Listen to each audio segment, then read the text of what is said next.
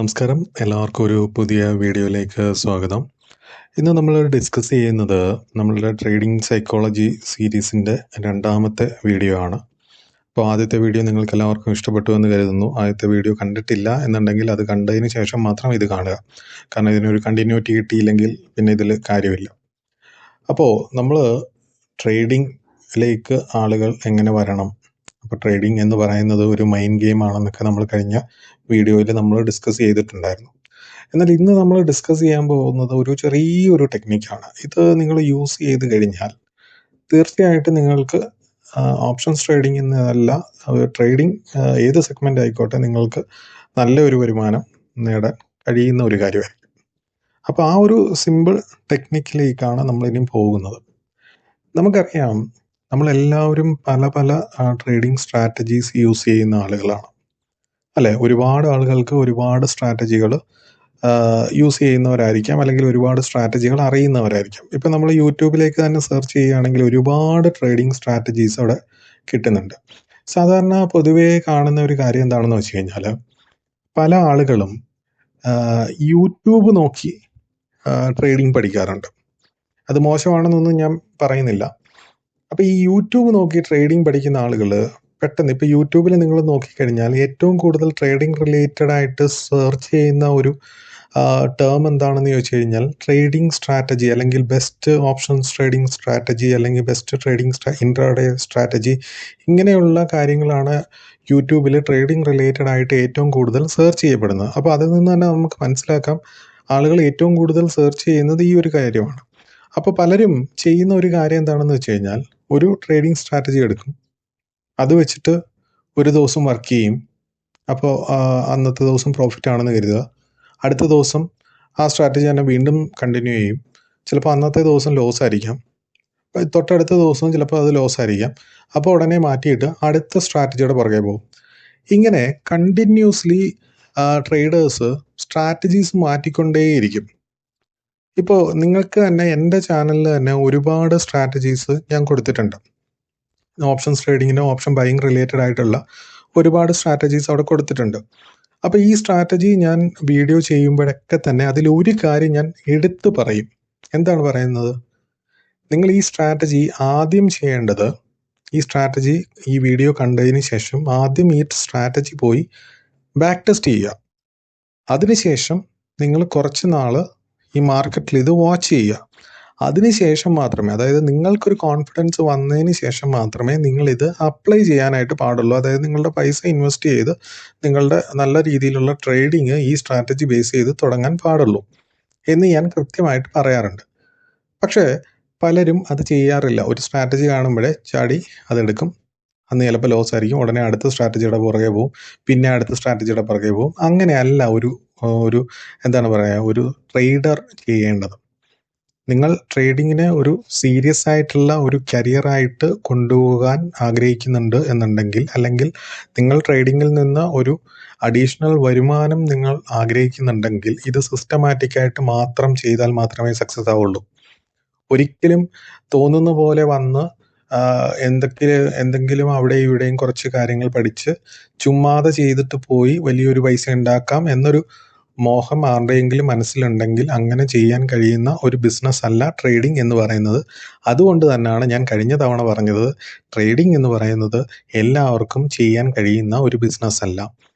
നിങ്ങൾക്ക് നിങ്ങളുടെ മൈൻഡിനെ കൺട്രോൾ ചെയ്ത് ഡിസിപ്ലിൻഡ് ആയിട്ട് ചെയ്യാൻ പറ്റും എന്ന ഒരു ബിസിനസ്സാണ് ട്രേഡിംഗ് എന്ന് പറയുന്നത്. അപ്പോൾ ട്രേഡിംഗ് നമുക്ക് ചെയ്യാൻ കഴിയാത്ത കാര്യമല്ല, പക്ഷേ അത് കറക്റ്റായിട്ട് ഒരു ഡിസിപ്ലിനായിട്ട് തന്നെ ചെയ്യാൻ പറ്റുന്ന ഒരു ബിസിനസ്സാണ് ട്രേഡിംഗ് എന്ന് പറയുന്നത്. അല്ലെങ്കിൽ നിങ്ങൾ എന്ത് ചെയ്യും? നഷ്ടത്തിലേക്ക് പോയിക്കൊണ്ടേയിരിക്കും. ആ നഷ്ടം നമ്മൾ തുടക്കത്തിലൊന്നും മനസ്സിലാവില്ല അതിൻ്റെ ഒരു വ്യാപ്തി എന്താണെന്ന്. അത് വലിയ നഷ്ടങ്ങളിലേക്ക് എത്തിക്കഴിയുമ്പോൾ മാത്രമേ അതിൻ്റെ വ്യാപ്തി നമുക്ക് മനസ്സിലാക്കാൻ കഴിയുകയുള്ളൂ. അപ്പോൾ നമ്മൾ കഴിഞ്ഞ ഒരു വീഡിയോയിൽ നമ്മളൊരു കാര്യം പറഞ്ഞിരുന്നു. ഒരേ സ്ട്രാറ്റജി തന്നെ ഒരു 10 പേരുടെ കയ്യിൽ കൊടുത്താൽ, ഒരേ ക്യാപിറ്റലുള്ള 10 പേരുടെ കയ്യിൽ ഒരേ സ്ട്രാറ്റജി ഫോളോ ചെയ്യാൻ പറഞ്ഞു കഴിഞ്ഞാൽ ഈ 10 പേരും 10 രീതിയിലായിരിക്കും പ്രോഫിറ്റ് ഉണ്ടാവുന്നത്. കാരണം എന്താണ്? അവരുടെ മൈൻഡ് സെറ്റിൻ്റെ പ്രശ്നമാണ്. അപ്പോൾ നമുക്ക് ചെയ്യാൻ കഴിയുന്ന ഒരു സിമ്പിളായിട്ട് യൂസ് ചെയ്യാൻ കഴിയുന്ന ഒരു ടെക്നിക്കാണ് നമ്മൾ ഇന്ന് ഡിസ്കസ് ചെയ്യാൻ പോകുന്നത്. അതിന് 2 സ്ട്രാറ്റജി മെത്തേഡ് എന്ന് പറയുന്നു. ഇത് ഞാൻ തന്നെ ക്രിയേറ്റ് ചെയ്ത ഒരു മെത്തേഡാണ്. ഇതങ്ങനെ പ്രത്യേകിച്ച് വേറെ എവിടെയെങ്കിലും കണ്ടിട്ടുണ്ടോ എന്ന് എനിക്കറിയില്ല. അപ്പോൾ ഈ ഒരു 2 സ്ട്രാറ്റജി മെത്തേഡ് എന്ന് പറയുന്നത്, നമ്മൾ 2 സ്ട്രാറ്റജി സെലക്ട് ചെയ്യുക. നിങ്ങളൊരു ഓപ്ഷൻസ് ട്രേഡർ ആണെന്നുണ്ടെങ്കിൽ, ഞാൻ കൂടുതലും പറയുന്നത് ഓപ്ഷൻസ് ബൈയിങ്ങിനെ കുറിച്ചാണ് ഞാൻ കൂടുതൽ ഡിസ്കസ് ചെയ്യുന്നത്. കാരണം ഞാൻ കൂടുതൽ ചെയ്യുന്നത് അതാണ്. അതുകൊണ്ട് ഞാൻ ഓപ്ഷൻ ബൈയിങ്ങിനെ കുറിച്ചായിരിക്കും കൂടുതൽ, അല്ലെങ്കിൽ ഓപ്ഷൻസ് ട്രേഡിങ്ങിനെ കുറിച്ചാണ് ഞാൻ പറയുന്നത്. പക്ഷേ നിങ്ങൾ ഇൻട്രാഡേ ആയിക്കോട്ടെ, എന്തും ആയിക്കോട്ടെ, നിങ്ങൾ ഇക്വിറ്റി ട്രേഡിംഗ് ആണ് ചെയ്യുന്നതെങ്കിൽ ഒന്നും പ്രശ്നമില്ല. നിങ്ങളൊരു 2 സ്ട്രാറ്റജി സെലക്ട് ചെയ്യുക. ഈ 2 സ്ട്രാറ്റജി സെലക്ട് ചെയ്തതിന് ശേഷം അത് നിങ്ങൾ ബാക്ക് ടെസ്റ്റ് ചെയ്യുക. ഇപ്പോൾ ബാക്ക് ടെസ്റ്റ് ചെയ്യുന്നത് എങ്ങനെയാണ് എന്നൊരു ചോദ്യം ഉണ്ടായിരിക്കും. അതിനൊരു വെബ്സൈറ്റ് ഉണ്ട്. ആ വെബ്സൈറ്റിൻ്റെ ലിങ്ക് ഞാൻ താഴെ കൊടുത്തേക്കാം. അതിലൂടെ നിങ്ങൾക്ക് എന്താണ് പറയുക, ആ വെബ്സൈറ്റിൽ ലോഗിൻ ചെയ്തുകൊണ്ട് നിങ്ങൾക്ക് നിങ്ങളുടെ സ്ട്രാറ്റജി അവിടെ കൊടുത്തു കഴിഞ്ഞാൽ നിങ്ങൾക്ക് ബാക്ക് ടെസ്റ്റ് ചെയ്യാൻ പറ്റും. അവിടെ കോസ്റ്റ് ഒന്നുമില്ല, ഫ്രീ ഓഫ് കോസ്റ്റ് നിങ്ങൾക്ക് ചെയ്യാൻ കഴിയുന്ന കാര്യമാണ്. അല്ലെങ്കിൽ ഒരുപാട് വെബ്സൈറ്റുകളുണ്ട്, ഫ്രീ ആയിട്ട് ബാക്ക് ടെസ്റ്റ് ചെയ്യാൻ സഹായിക്കുന്ന ഒരുപാട് വെബ്സൈറ്റുകളുണ്ട്. അത് നിങ്ങളൊരു 1 ഇയർ ബാക്ക് ടെസ്റ്റ് ചെയ്യുക. അതിൻ്റെ റിസൾട്ട് നോക്കുക. അത്യാവശ്യം നല്ലൊരു റിസൾട്ട് തരുന്നുണ്ട് എന്നുണ്ടെങ്കിൽ, ഒരു 70% റിസൾട്ട് പ്രോഫിറ്റബിലിറ്റി ഉള്ള ഒരു സ്ട്രാറ്റജിയാണ് എന്നുണ്ടെങ്കിൽ, നിങ്ങൾ ആ ഒരു സ്ട്രാറ്റജി അടുത്ത 3 മാസം വർക്ക് ചെയ്യുക. ഓക്കെ, അതായത് ഇനി വരുന്ന 3 മാസങ്ങളിൽ നിങ്ങൾ ആ സ്ട്രാറ്റജി മാത്രമേ വർക്ക് ചെയ്യാവൂ. വേറെ ഒരു സ്ട്രാറ്റജിയും നിങ്ങൾ യൂസ് ചെയ്യാൻ പാടില്ല. ആ സ്ട്രാറ്റജികൾ മാത്രം, 2 സ്ട്രാറ്റജി എടുത്തിട്ട് ആ 2 സ്ട്രാറ്റജികൾ മാത്രം വർക്ക് ചെയ്യുക. അപ്പോൾ അവിടെ ആ സ്ട്രാറ്റജി പ്രകാരം എവിടെയാണോ നിങ്ങൾക്ക് എൻട്രി കിട്ടുന്നത് അവിടെ നിങ്ങൾ എൻട്രി എടുക്കുക. എവിടെയാണോ അതിൻ്റെ ടാർഗറ്റ് പറയുന്നത് അവിടെ നിങ്ങൾ എക്സിറ്റ് ആവുക. എവിടെയാണ് നിങ്ങളുടെ സ്റ്റോപ്പ് ലോസ് വരുന്നത്, സ്റ്റോപ്പ് ലോസ് ഹിറ്റ് ആയിക്കഴിഞ്ഞാൽ സ്റ്റോപ്പ് ലോസ് നിങ്ങൾ ട്രേഡ് നിർത്തുക. ആ സ്ട്രാറ്റജി പ്രകാരം മാത്രമേ നിങ്ങൾ ട്രേഡ് എടുക്കാൻ പാടുള്ളൂ. മറ്റൊരു സ്ട്രാറ്റജിയും നിങ്ങൾ യൂസ് ചെയ്യാൻ പാടില്ല. ഇങ്ങനെ നിങ്ങളൊരു 3 മാസം നിങ്ങൾ നോക്കുകയാണ് എന്നുണ്ടെങ്കിൽ നിങ്ങൾ പ്രോഫിറ്റബിൾ അല്ലേ? കാരണം 70-75% മുകളിൽ ആക്യുറസി ഉള്ള 2 സ്ട്രാറ്റജികൾ നമ്മൾ എടുക്കുന്നു. അതൊരു കൺസിസ്റ്റൻ്റ് ആയിട്ട് 3 മാസം വർക്ക് ചെയ്യുക. ആ സ്ട്രാറ്റജി പെർസെൻറ്റേജ് ഉള്ളതായിരിക്കണം. ആ ഓരോ മാസവും അതിൻ്റെ പെർഫോമൻസ് നിങ്ങൾ നോക്കുക. ചില സമയങ്ങളിൽ ചില പോരായ്മകൾ വരാറുണ്ട്. ചില സ്ട്രാറ്റജികൾ നല്ല രീതിയിൽ പെർഫോം ചെയ്തുകൊണ്ടിരിക്കുന്നതായിരിക്കാം. പക്ഷെ ചില മാർക്കറ്റിൻ്റെ മൂവ്മെൻറ്റ്സ് കാരണം ചിലപ്പോൾ ചില സ്ട്രാറ്റജികൾ വർക്കാവില്ല എന്ന് ചില സിറ്റുവേഷൻസ് ഉണ്ടാവാം. പക്ഷെ അത് നിങ്ങൾ എന്ത് ചെയ്യണം, അത് നിങ്ങൾ അതിനനുസരിച്ച് മാറ്റങ്ങൾ വരുത്തണം. നിങ്ങളുടെ സ്ട്രാറ്റജിയിൽ ചില മാറ്റങ്ങൾ, ചിലപ്പോൾ ടൈം ഫ്രെയിമിലൊക്കെ മാറ്റം വരുത്തിയാൽ കുറച്ചുകൂടെ നല്ല ആക്യുറസി ചിലപ്പോൾ കിട്ടിയിരിക്കാം. അത് നിങ്ങൾ അതിനനുസരിച്ച്, മാർക്കറ്റിനനുസരിച്ച് എന്തെങ്കിലും ചേഞ്ചസ് ഉണ്ടെങ്കിൽ അത് നിങ്ങൾക്ക് വരുത്താം. പക്ഷേ ഈ 2 സ്ട്രാറ്റജീസ് മാത്രമായിരിക്കണം ഇനി വരുന്ന ഒരു 3 മാസം നിങ്ങൾ ചെയ്യേണ്ടതായിട്ടുള്ളത്. അങ്ങനെ ചെയ്തു കഴിഞ്ഞാൽ നിങ്ങൾ പ്രോഫിറ്റ് ആവില്ലേ? കാരണം ഒന്ന് ആലോചിച്ച് നോക്കിയേ, പലപ്പോഴും സംഭവിക്കുന്ന എന്താണ്, നമുക്ക് കിട്ടുന്ന സ്ട്രാറ്റജീസ് ഒക്കെ തന്നെ 70% അതിന് മുകളിലും ഒക്കെ ആക്യുറസി ഉള്ളതായിരിക്കും. പക്ഷേ നമ്മൾ ആ സ്ട്രാറ്റജിയുടെ കണ്ടീഷൻസ് ഫോളോ ചെയ്യാതെ വരികയോ, അല്ലെങ്കിൽ നമ്മൾ ആ സ്ട്രാറ്റജിയുടെ കൂടെ തന്നെ അവിടെയും ഇവിടെയൊക്കെ കാണുന്ന കുറേ സ്ട്രാറ്റജികൾ ആഡ് ചെയ്യുകയോ, അല്ലെന്നുണ്ടെങ്കിൽ ഈ സ്ട്രാറ്റജിയിൽ എപ്പോഴെങ്കിലും ഒരു ലോസ് വന്നു കഴിയുമ്പോൾ ആ ലോസ് മേക്കപ്പ് ചെയ്യാൻ വേണ്ടിയിട്ട് നമ്മൾ ധാരാളം ട്രേഡുകൾ എടുത്ത് ഓവർ ട്രേഡും അല്ലെങ്കിൽ റിവറൻസ് ട്രേഡും എടുത്ത് നമ്മളുടെ ക്യാപിറ്റൽ നഷ്ടപ്പെടുന്ന രീതിയിലേക്ക് പോവുകയും ചെയ്യുന്നത് കൊണ്ട് മാത്രമാണ് എത്ര പ്രോഫിറ്റബിൾ സ്ട്രാറ്റജി യൂസ് ചെയ്ത് കഴിഞ്ഞാലും നമ്മൾ എന്താണ് പറയുക, നഷ്ടത്തിലേക്ക് പോയിക്കൊണ്ടിരിക്കുന്നത്.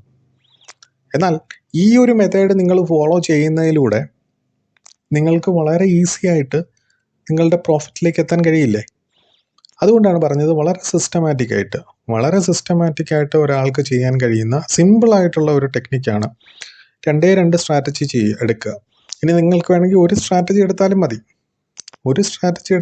ഒരു കുഴപ്പമില്ല. ആ സ്ട്രാറ്റജിയിൽ മാത്രം സ്ട്രിക്റ്റ് ഓൺ ചെയ്തുകൊണ്ട് എന്ത് ചെയ്യണം, നിങ്ങൾ വരുന്ന 3 മാസം ട്രേഡ് എടുക്കുക. ആ സ്ട്രാറ്റജിയിൽ പ്രോഫിറ്റ് ആണെന്നുണ്ടെങ്കിൽ പ്രോഫിറ്റ്, ലോസ് ആണെന്നുണ്ടെങ്കിൽ ലോസ്. ഇനിയും ഈ സ്ട്രാറ്റജി സെലക്ട് ചെയ്യുമ്പോൾ നിങ്ങൾ മറ്റൊരു കാര്യം കൂടി ആലോചിക്കണം. ആ സ്ട്രാറ്റജി പ്രകാരം ഉണ്ടാകുന്ന ലോസ് നിങ്ങൾക്ക് അക്സെപ്റ്റ് ചെയ്യാൻ കഴിയുന്ന അല്ലെങ്കിൽ നിങ്ങളുടെ കപ്പാസിറ്റിക്ക് അനുസരിച്ചുള്ള ഒരു ലോസ് ആണ്, അല്ലെങ്കിൽ സ്റ്റോപ്പ് ലോസ് വന്ന് ഹിറ്റ് ചെയ്ത് കഴിഞ്ഞാൽ അത് നിങ്ങളുടെ കപ്പാസിറ്റി വെച്ച് അക്സെപ്റ്റ് ചെയ്യാൻ പറ്റുന്ന ഒരു ലോസ് ആണെങ്കിൽ മാത്രമേ ആ സ്ട്രാറ്റജി സെലക്ട് ചെയ്യാവൂ. സ്ട്രാറ്റജി സെലക്ട് ചെയ്യുമ്പോൾ നിങ്ങൾ ഈ ഒരു കാര്യം കൂടെ ശ്രദ്ധിക്കണം. അപ്പോൾ ഇത്രയും കാര്യങ്ങൾ കൃത്യമായിട്ട് ഫോളോ ചെയ്തുകൊണ്ട് ഈ ഒരു മെത്തേഡ് ഫോളോ ചെയ്ത് പോയി കഴിഞ്ഞാൽ ഏതൊരാൾക്കും ആ സ്ട്രാറ്റജി പ്രകാരമുള്ള പ്രോഫിറ്റ് വളരെ ഈസി ആയിട്ട് നേടാൻ കഴിയും. അപ്പോൾ ഇന്നത്തെ ഈ ഒരു ട്രേഡിംഗ് സൈക്കോളജിയുടെ സെഷൻ നിങ്ങൾക്ക് ഇഷ്ടപ്പെട്ടു എന്ന് കരുതുന്നു. ഇനിയും നമ്മളുടെ സീരീസ് തുടങ്ങുകയാണ്. 3ാമത്തെ എപ്പിസോഡുമായിട്ട് ഉടനെ തന്നെ നമ്മൾ കാണുന്നതാണ്. അപ്പോൾ മറ്റൊരു വീഡിയോ ആയിട്ട് വീണ്ടും കാണാം. അതിന് മുമ്പായിട്ട് തന്നെ ഒരു കാര്യം പറയാനുള്ളത്, നിങ്ങളുടെ അഭിപ്രായങ്ങൾ നിങ്ങൾ കമൻറ്റ് ചെയ്യാം. എന്തെങ്കിലും ചോദിക്കാനുണ്ടെങ്കിൽ അത് ചോദിക്കാം, കമൻ്റായിട്ട് ചെയ്യാവുന്നതാണ്. അപ്പോൾ മറ്റൊരു വീഡിയോ ആയിട്ട് വീണ്ടും കാണാം. Till then bye, thank you.